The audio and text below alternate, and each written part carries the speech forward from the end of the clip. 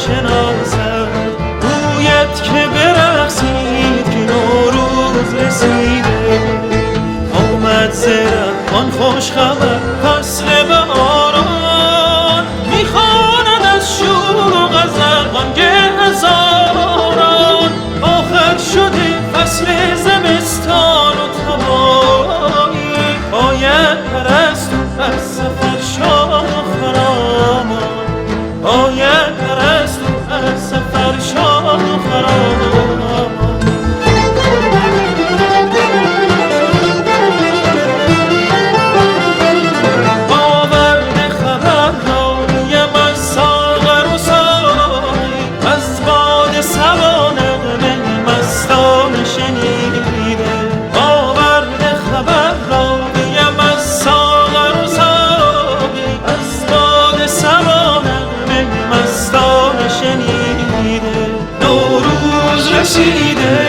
نوروز رسیده در زلف چمن باد صبا شام کشیده از باد صبا نغمه مستانه شنیده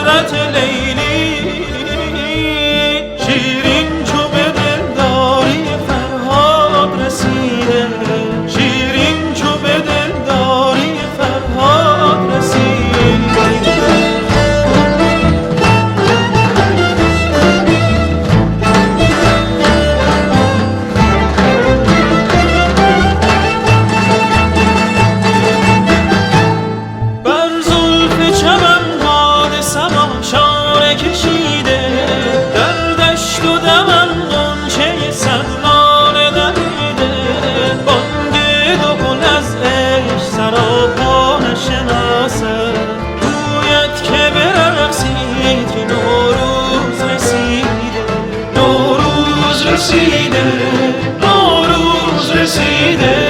در زلف چمن باد صبا شام کشیده بر دشت و دمن غنچه صد لاله دمیده از باد صبا نغمه مستانه